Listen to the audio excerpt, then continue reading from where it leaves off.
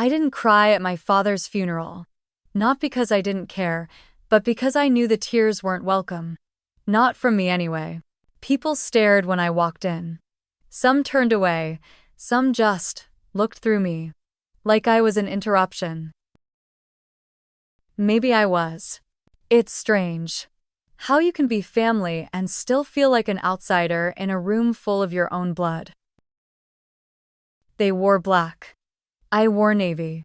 Not to stand out, just because I didn't want to pretend. Dad used to say a Stratton doesn't explain. We just show up. Well, I showed up, and that was enough to make some folks uncomfortable. My name is Claire, I'm 30. And I came home to bury a man I barely knew anymore, and face a family who thinks they know me. But they don't. Not really. And by the time this is over, they'll wish they'd never pushed me out to begin with. Queen Anne Lutheran smelled like wax and lilies. And wet coats. October rain always clung to the fabric like a warning. I walked through the side door, not the front. Not out of shame, just habit. No one turned to greet me. No heads tilted in welcome. Even the usher looked confused, like I'd wandered in from the street. I found an empty patch of pew, not a seat, just standing space. No one moved over. My brother Tyler stood up front, polished like a politician. Even his grief looked curated. He placed a palm on the casket as if to bless it, then turned to the crowd with practiced sorrow. I was always Dad's right hand, he began. Not because I was the eldest, but because we understood each other. He glanced sideways. Didn't say my name, didn't have to. She may have gone far, he continued, but Dad never left his roots. The mourners nodded as if that explained something. I didn't. I just watched. He spoke of fishing trips I wasn't invited to, vacation homes I'd never seen. Of stories retold at Stratton gatherings I hadn't been asked to attend. Tyler spoke like he owned the memories, and maybe he did. When it was over, the piano played something soft and sentimental. People shuffled to the reception hall. I waited until the aisle cleared before I moved. Let them go ahead, let them talk. The hall was lit with yellow light and quiet expectations. White tablecloths, plastic cups, a few trays of cookies from the grocery store. The kind of grief that fit into 90 minutes. I poured myself coffee. Didn't sip it. A cousin I hadn't seen in 6 years smiled like we were at a wedding. Oh, you're back, she said, like it was an accident. You must be overwhelmed. Overwhelmed by what? The man who hadn't called in 3 Christmases, the family that never sent a card. Another voice behind me, lower, amused. Did you come back for the will? I didn't turn. Didn't answer. Tyler's voice carried across the room like a headline. She flew all this way, he said, raising his paper cup. Let's hope Dad left her something to make it worth it. Laughter. Light. Effortless. I poured myself tea instead. Earl Grey. Let the steam rise. My hands didn't shake. A woman brushed past me, murmuring, "You've got your mother's posture." Always looked like she didn't owe anyone a word. Maybe she didn't. Maybe that's what they resented. I looked toward the photo table, pictures of Dad in uniform at the marina shaking hands with people in suits. One frame near the edge held an old shot of me at 6 in a yellow raincoat holding his hand. I didn't stop. Didn't look closer. I never liked being a prop in someone else's memory. I stepped away from the table toward the corner of the room where the coat rack stood under a framed Bible verse. The kind printed on vinyl. The kind churches order in bulk. Miss Stratton. The voice was quiet. Neutral, precise. Mr. Lionel Graves. Dad's lawyer. Same gray coat as always. Same way of looking at people, like he was measuring their weight in words. He extended a small envelope. Your father left instructions, he said. His tone wasn't cold, just careful. I hope you'll be there tomorrow. I held the envelope without opening it. He didn't explain more, didn't need to. He looked at me for a beat too long, then turned and disappeared into the tide of polite grief. I stood there a moment longer, tea cooling in my hand, raindrops still clinging to the hem of my navy dress. Would you have stayed, or walked out? He didn't RSVP. He didn't speak to anyone.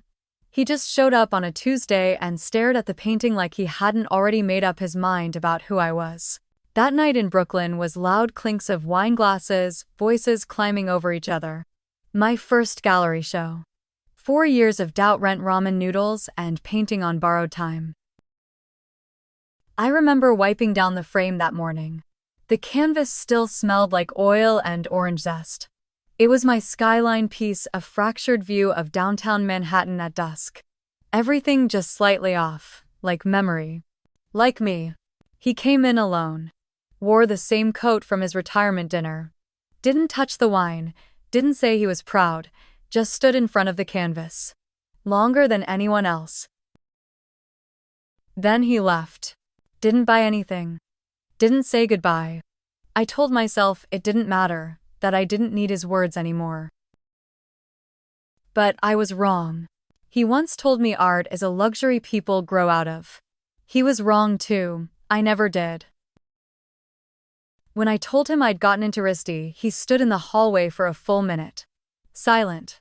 Then said, "You're walking away from your name." I said I was walking toward my own. He didn't answer. Just turned off the porch light and went back inside. Still, I sent postcards. From Providence. Little watercolors of campus, of late-night cafes, of classmates I knew he wouldn't ask about. I emailed photos of my studio space, of the skyline I painted from my window. He never replied. But I kept sending them. Because I needed to believe he might change his mind.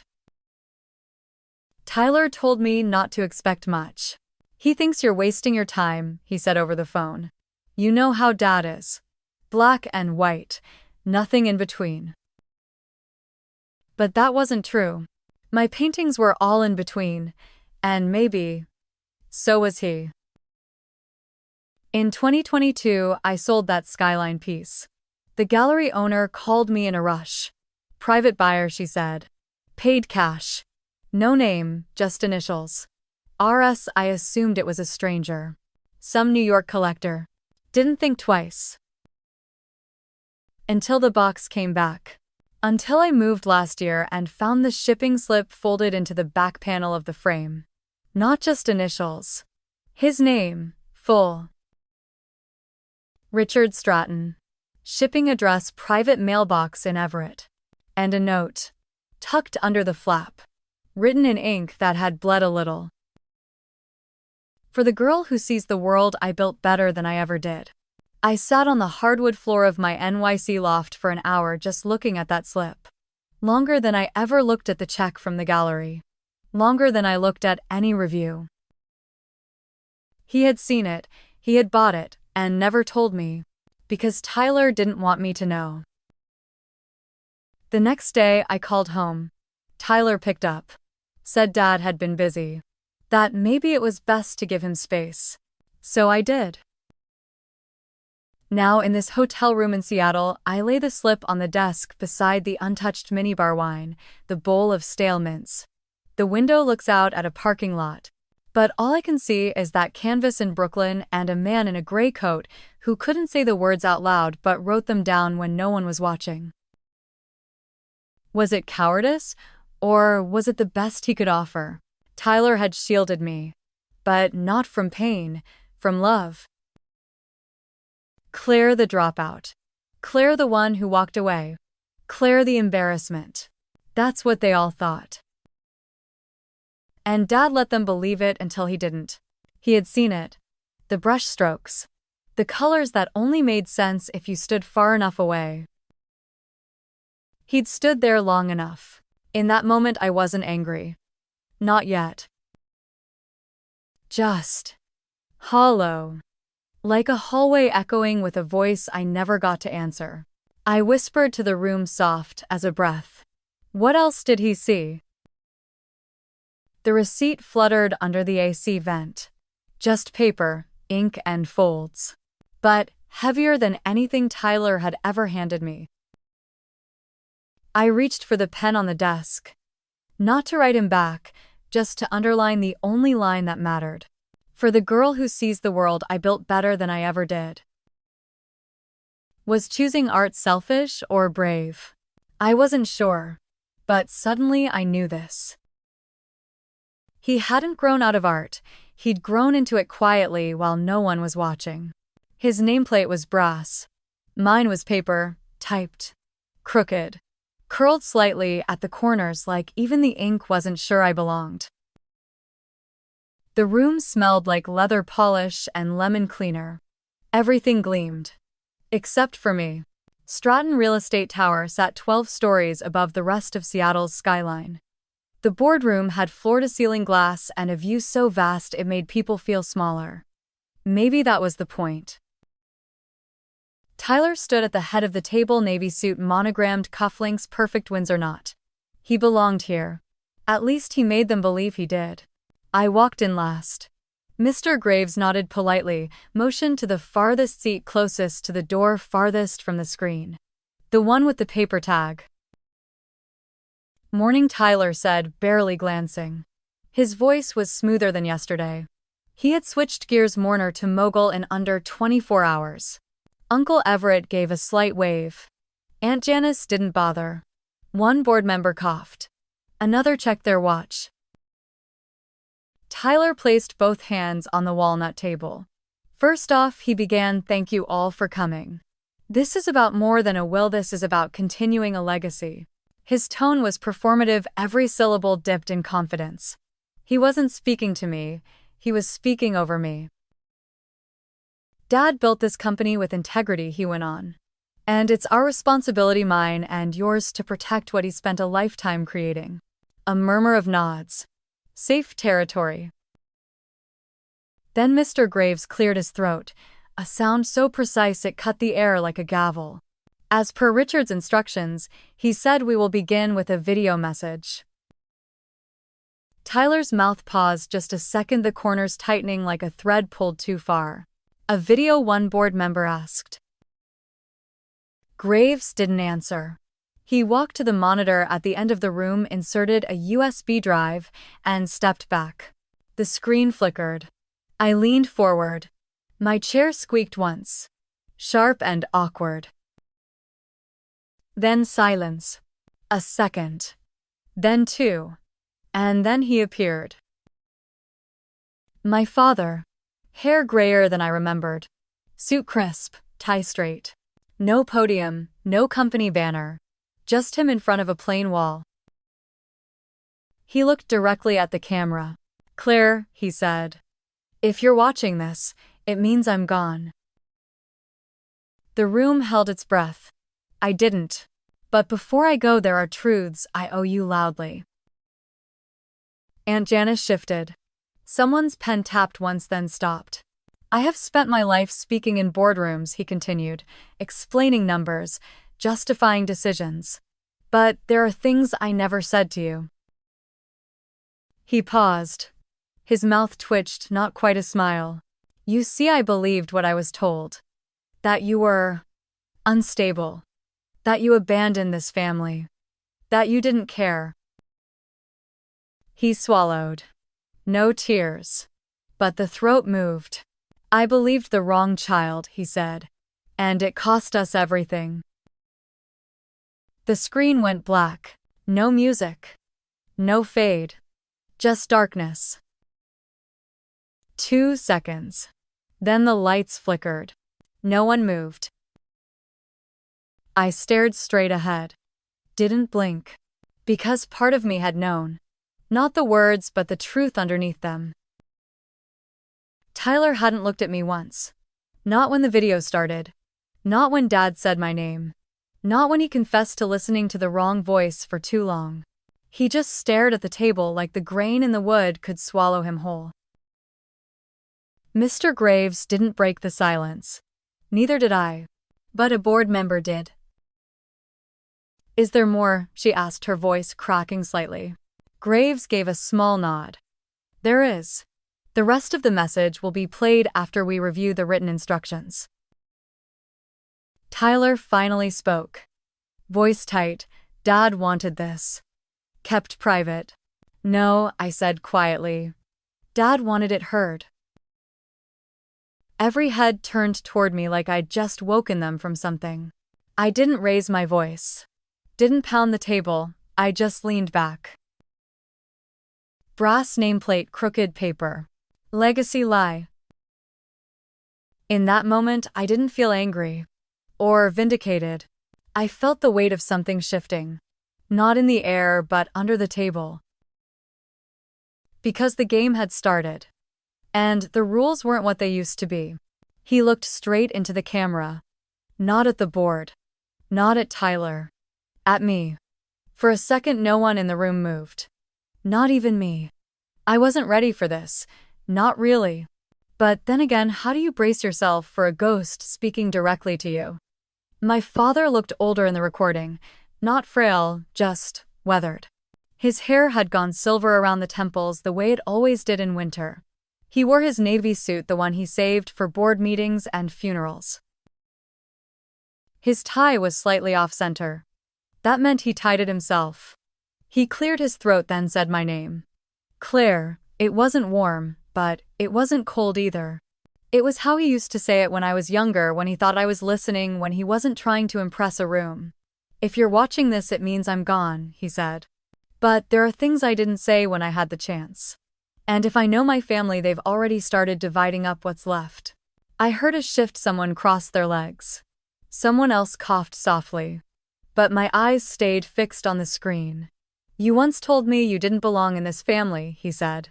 "And I dismissed you. Turns out, maybe you were the only one who did." The words landed like stones in my stomach. He paused, looked down, then back up again. "You were right to leave when you did. I made it hard for you to stay.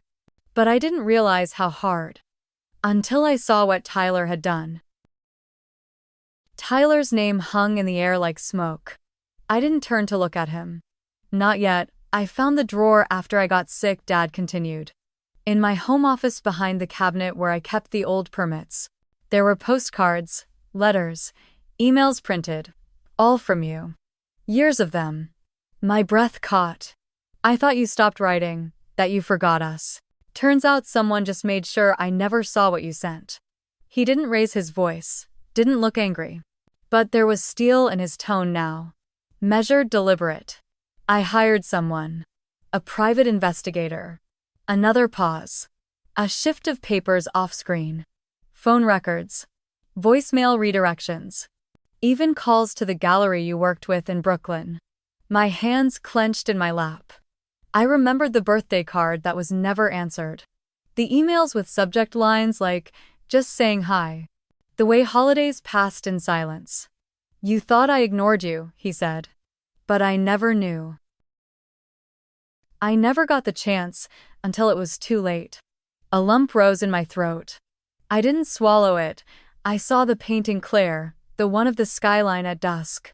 He paused. I bought it. A gasp, maybe from Janice, maybe from a board member, but I already knew. That shipping slip. That handwritten note. For the girl who sees the world I built better than I ever did. I didn't want to make a scene, he continued. I just wanted to see if what I built meant anything to you. His voice cracked slightly. It did. You painted it better than I ever saw it myself. He looked down. Then straight into the lens again. And a decision. I taught you both about structure, he said. About building things that last. But somewhere along the way, I stopped looking at what was actually being built. He paused. Just a beat. Then he reached off screen and pulled up a sheet of paper. When it came into view, I stopped breathing for a second. It was a scanned building permit. Official red stamp. Signature clearly Tyler's. Prop, I raised you to do things the right way. He continued, but you chose shortcuts. His tone didn't rise, but every word felt sharp, like he'd been waiting years to say them. Tyler paid off safety inspectors, signed false compliance documents.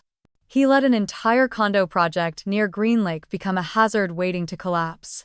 A chair shifted behind me. Someone inhaled too loudly. I didn't know how far it had gone, he admitted. But I know where I failed. I believed the wrong child. And now I have to try to set it right by letting the truth stand. I felt myself leaning forward. My chair squeaked once. No one else said a word. The documents I mentioned, he said, have been turned over to Mr. Graves' legal team. If anyone in this room doubts what I've said, start there. He looked up. This time he didn't blink.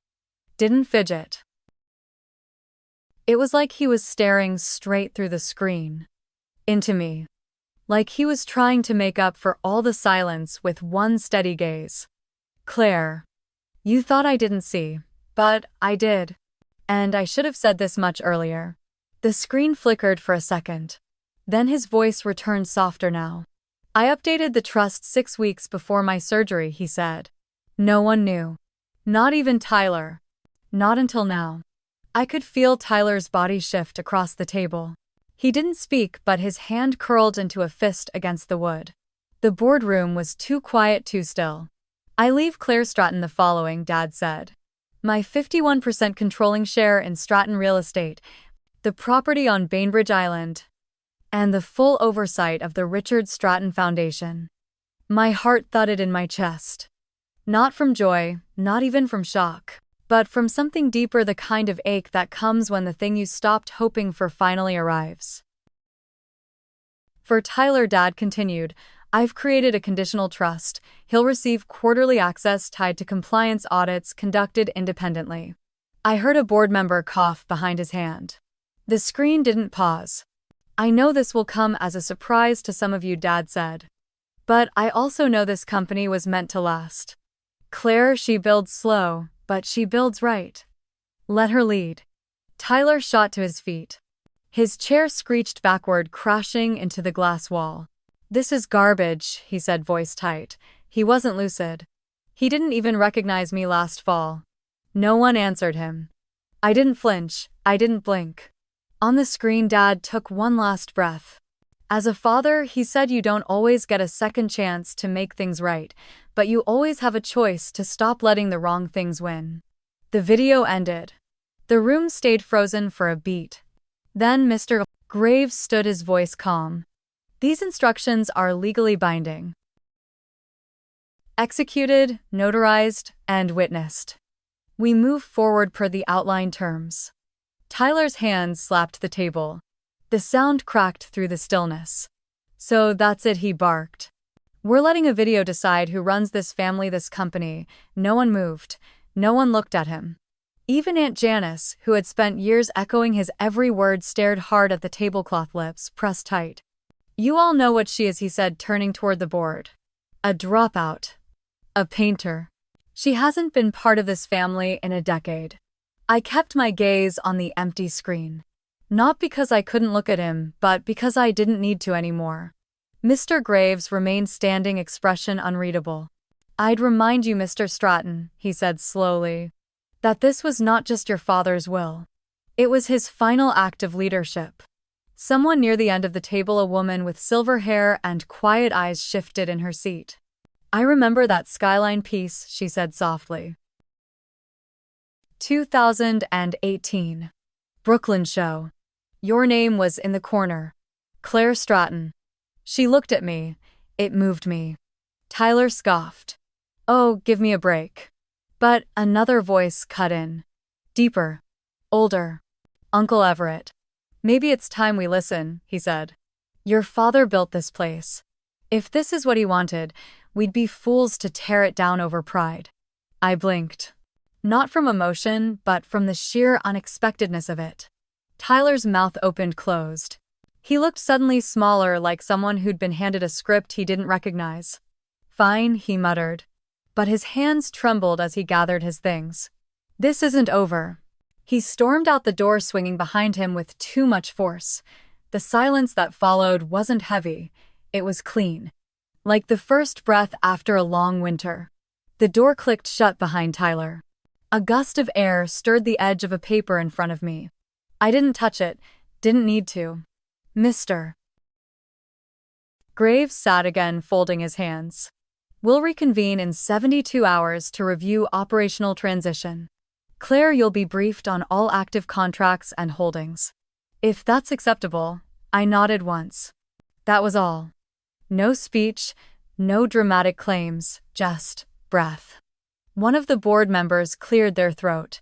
A soft murmur passed between two others, low and professional. No one looked at me like a stranger now. Not quite family, maybe, but no longer invisible. As the room began to shift, files gathered, tablets clicked off, murmurs floated. I stayed in my seat. Let them move around me. The skyline outside the glass glowed with morning. It was still raining, Seattle's usual hum. But in here time had slowed. Someone passed by and gently touched my shoulder. I didn't turn to see who. I didn't need to anchor this moment with anyone else. I was still holding the edge of the table. Same hand that had gripped it when the video began. But now it wasn't for balance. It was a beginning. A seat at the table. My name still typed on paper, still crooked. But mine. Eventually the room emptied. Mr. Graves lingered last. He looked at me for a long moment, then said, "He left the final word to you. Whatever you do next, make it count." And then he left. I stayed there a little while longer. Long enough to hear the rain tap steady against the window. Long enough to feel the weight in my chest shift, not disappear, just change shape. I gathered my things quietly, straightened the crooked nameplate, and walked out of the boardroom. Not victorious. Not vengeful, just seen. The silence after his name left my mouth was the loudest thing I'd ever heard. Richard Stratton. Even in death he could still stop a room cold. Mr. Graves stood at the head of the long table again. Same posture, same glasses perched on his nose. But everything else felt off. Like the carpet had shifted slightly beneath our chairs. Like the air had weight now. A few seats were empty. One cousin said she had an urgent thing. An uncle wasn't feeling well. Translation. They saw which way the wind was blowing. I stayed in my seat. Same spot as yesterday. Same nameplate. Still typed, still crooked, Mr. Graves cleared his throat. His voice when it came was steady as ever. This is the final revision of Richard Stratton's will and testament dated the 14th of September 2023. In accordance with Washington state law and witnessed by two verified parties, he didn't flinch, didn't rush. Just let the words fall into the silence. To my daughter Claire Stratton. There it was. A shift.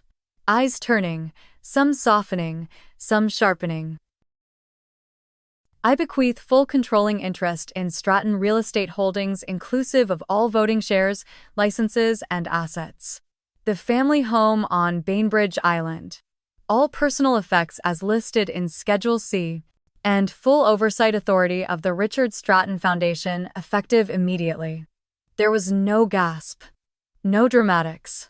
Just a quiet kind of settling, like people finally stopped pretending this wasn't coming. I didn't move. Didn't look around. Didn't breathe any louder than I had to. But inside, something had clicked into place. Not relief, not pride. Something stiller. Something I hadn't felt in years. Recognition. Mr. Graves didn't pause. He flipped to the next section, fingers sure and practiced. To my son, Tyler Stratton, he continued, I leave a financial trust in the amount of $500,000 contingent upon his successful completion of an ethics compliance course followed by quarterly audits for a period of 3 years. There was a beat. Then the air shifted again, sharper this time. Someone stifled what might have been a cough or a laugh. Hard to tell, I didn't look. Didn't need to. Tyler's silence had a pulse. Like a storm deciding where to strike. Graves turned another page. To extended relatives and longtime staff he read modest shares distributed in accordance with prior agreements. A full breakdown will be included in your mailed copies. That was it. 30 seconds that rewrote decades. All those Thanksgivings, business retreats, Christmas cards, all those closed-door meetings. And it ended. Like that. A clause. A comma. A page flip. Tyler rose slowly. No dramatics this time, no pounding fists. Just the sound of his breath, thick and shallow. "This is fraudulent," he said, finally, his voice tight, jaw clenched. He turned to Graves, eyes blazing now. "I want it on record he was manipulated. That's what this is." He wasn't thinking clearly. Graves didn't blink. Instead, he reached calmly for a leather-bound folder beside him and laid it on the table. It was thick, heavy-looking, labeled in a familiar scrawl, "Richard Stratton Final Revision, Sep 2023. The tension in the room condensed into something solid. Unspoken, but sharp. "This Mr. Graves said," his tone unshaken, "contains full documentation, signed, notarized, and verified, of all communications, health assessments, revisions, and directives related to the estate, including physician statements and digital records." He met Tyler's glare with something close to pity. "If this will is contested," he added, "the contents of this file will be made public. That includes communications regarding your financial decisions and the private investigator's findings." Tyler didn't sit back down. He hovered, their fists clenched at his sides, like he couldn't decide whether to shout or run. No one moved to stop him. No one offered a word. The board members who used to nod at his every suggestion, now they watched with neutral faces. Not cold, just finished. Mr. Graves stayed standing, unmoved. "I should remind you," he said carefully, "that any attempt to delay distribution could also delay disbursement of your own trust." The room held its breath. Then Tyler did something that surprised even me. He laughed. Not loud. Not from the chest. But the kind that comes out when you realize the door you were so sure would open is locked from the other side. "This is ridiculous," he muttered. "He always said I was the one meant to lead. He said Claire didn't care about legacy." Mr. Graves didn't answer. Neither did I. Because he was right in a way. I didn't care about the legacy, as they defined it. The buildings, the plaques, the press photos. But I did care about what it meant to build something with care, to be seen. To be told, if only silently, that you mattered. And maybe that was the difference. Tyler reached for the folder, stopped short. His fingers hovered above it. Then he scoffed, stepped back, and knocked his chair over as he turned. The sound echoed, sharp against the marble floors, and then he left. Just like that. The door didn't slam. It clicked shut behind Tyler, almost polite, the kind of ending that isn't loud. Just final. Nobody rushed after him. Nobody said a word. For a moment, all you could hear was the soft hum of the HVAC system and the slow tap of Mr. Graves' pen against the folder. I glanced at the chair Tyler had knocked over. It lay sideways like some broken metaphor, still warm from him. Still spinning slightly on its axis. I didn't move to fix it. Instead, I reached for my own chair. Adjusted it just enough to sit straighter. Nothing theatrical, just a breath. A shift in weight. A way of saying I'm still here. Mr. Graves nodded once, almost imperceptibly. Then, as if he'd been waiting for something to settle, he turned back to me. "Miss Stratton," he said. I looked up. "Would you like to speak?" I didn't answer right away. My hands were folded in my lap, calm. I looked around the room. Some familiar faces, some not. A few eyes softened when I met them. Others darted away. But none of that mattered. Because for once the room was mine to address. Not as the outsider. Not as the daughter who ran off to paint. Not as the one they pitied or whispered about behind wine glasses. This time I was the one at the center. And I wasn't sure if it felt like justice, or just the quiet collapse of a story I'd stopped trying to fix. Still, I opened my mouth to speak. And that, I think, was enough. "I don't have much to say," I began. My voice sounded even. Clearer than I expected. No tremble, no catch. Maybe because I wasn't angry anymore. Not exactly. "I didn't come here for control," I continued. "I didn't come for revenge, or redemption." I let that sit. Mr. Graves didn't blink. Neither did the board. I came, I said, because I was asked to. A few heads tilted unsure. My father left me words, not promises. He left me choices, not instructions. And then I reached across the table and slid the thick folder toward myself. Didn't open it, didn't need to. I placed it carefully in my bag. Zipped it shut. Because power doesn't always need to be displayed. Sometimes it's just about who gets to carry the truth home. Behind me, I heard a voice whisper, "She doesn't even look like she wants it." And they were right. I didn't want it. But I was willing to hold it. That's what made the difference. I stood, adjusted my blazer, buttoned it. Not because anyone needed a performance, but because I'd learned from all of them that sometimes the smallest gesture says the most. I'll review everything I said simply, and I'll do what's needed. That was all. No grand exit. No vindictive smile. Just my footsteps on the marble and the weight of something long overdue finally shifting. As I reached the hallway, the air felt colder. Cleaner. Outside, clouds were beginning to break. And I thought, maybe that silence after my name wasn't rejection. Maybe it was the sound of a chapter closing. And another one, mine just beginning. The house didn't smell like him anymore. It smelled like polished wood. Linen closets left open too long. Old paint and maybe peace. I stood in the doorway for a moment. Let my hand rest on the frame. The same house where I tiptoed past grown-up arguments. Where my laughter once echoed off these stairs. Where birthdays were whispered behind bookshelves, not spoken out loud. Now it was mine. Not because a document said so, not because a lawyer handed me keys. But because finally the silence didn't feel like exile. It felt like a choice. I walked through the entryway slowly. Light spilled in from the west windows, casting soft angles across the floor. Dust floated like memory.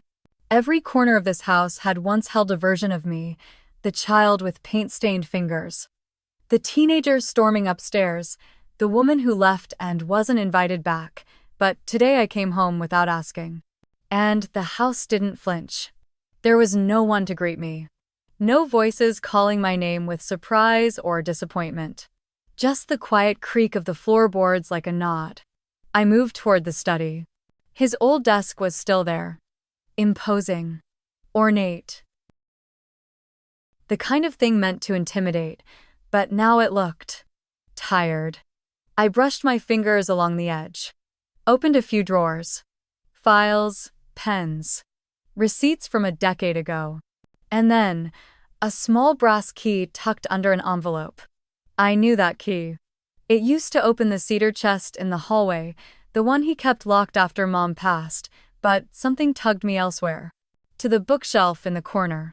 The one with the warped shelf and the dusty baseboard. When I pressed gently on the side the same way I used to as a girl, it moved. Just an inch. Just enough. The panel gave way with a soft groan. Behind it a shallow recess, dusty, forgotten, but not empty. A folder. Manila.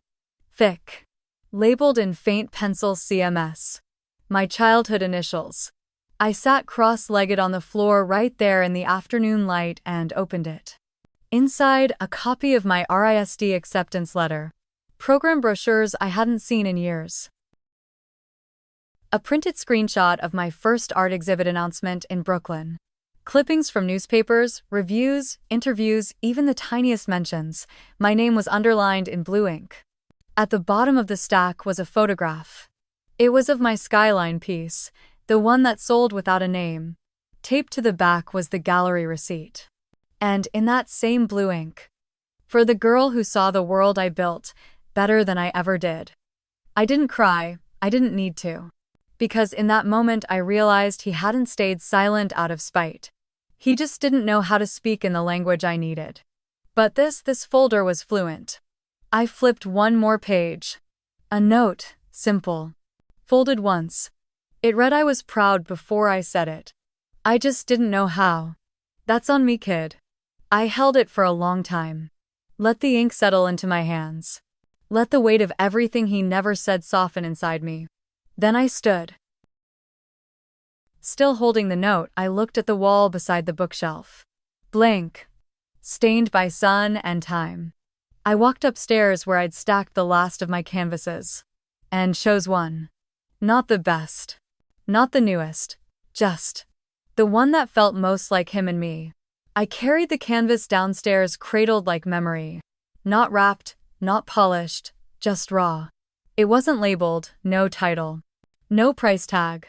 Only brushstrokes and breath. I brought it to the front room, where the foundation's makeshift entry hall had been sketched out. Mr. Graves had arranged for a contractor to come next week. And my new assistant Eliza, fresh out of Whitman College, had been sending polite emails asking about branding. But I didn't need a logo. Not yet. I hung the painting by the window. The nails were already there. Funny how homes remember things. The skyline shimmered in it, but not just of Seattle. It was the way I'd always seen cities alive. A little lonely. Full of sharp lines and soft spaces. I stepped back, then reached for a brass plate I'd had made earlier that morning. It didn't say in memory of. It didn't say untitled. Just one word etched in quiet serif font scene. That was all I ever wanted. Not applause, not inheritance. Just to be seen. I stood there a long time. The afternoon light shifted. The gold in the painting glowed like a final breath. Down the hall I could hear movers unpacking files for the foundation. Someone laughed softly, then hushed. A box slid across hardwood. This house, once full of closed doors, was opening. Not loud, not all at once. But it was happening. The ribbon was blue. Not ceremonial. Not even satin. Just something I found in a drawer upstairs. Still smelled faintly of cedar and thyme. I tied it around the front gate right beneath the bronze plaque Stratton Foundation for Art and Integrity. We didn't have a crowd, just a few board members. Mr. Graves in his usual charcoal suit. Eliza with a clipboard too big for her frame. And a photographer from the local arts journal already asking where to find better lighting. But I didn't need an audience. This was never for show. Inside, the walls were still half bare. The lighting was temporary. Desks hadn't arrived.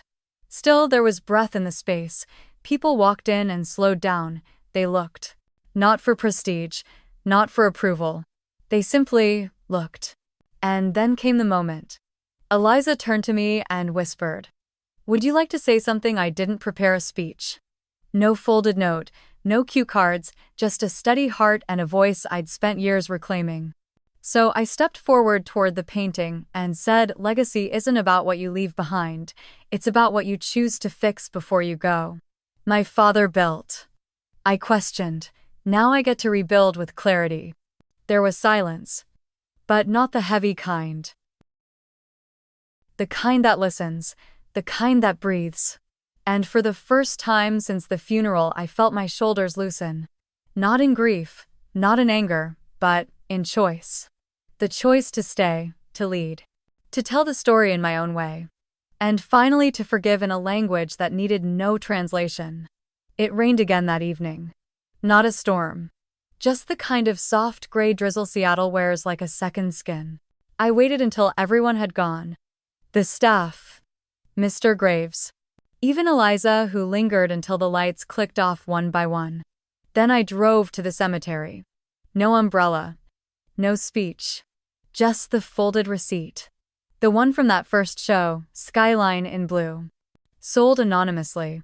Signed eventually with his name. The ground was soft beneath my heels. I followed the row I now knew by heart. Third row in from the stone wall, fourth plot down. His name was carved simply: Richard T. Stratton, 1956, 2023. No quote, no scripture. Just stone and space. I didn't say anything, didn't kneel, didn't cry. I placed the receipt beneath the flowers someone else had left. Lilies. Of course. Then I stood there, long enough for my coat to dampen. Long enough for the rain to trace the lines of my face. Long enough to feel nothing and everything. And then I walked away. Not hurried, not heavy, just forward. Down the gravel path, past the gates toward the car. Toward the city. Toward the life I had built. A life that for years had felt like a rebellion. Now finally it felt like an inheritance, not of money, not of marble, but of truth. And when I looked back one last time, the headstone stayed quiet, but something in me whispered, "You are seen." Even after the house fell quiet, his silence lingered, but no longer as absence. This time it felt like space he'd finally left for me to fill. Some stories take years to be heard, especially within families that confuse legacy with silence, but love, even when late, still matters. And sometimes what's left behind isn't meant to guide us, but to free us. In the end, forgiveness isn't always loud. Sometimes it's simply choosing to walk forward without bitterness. If this story resonated with you, I'd love to hear what it stirred in your heart.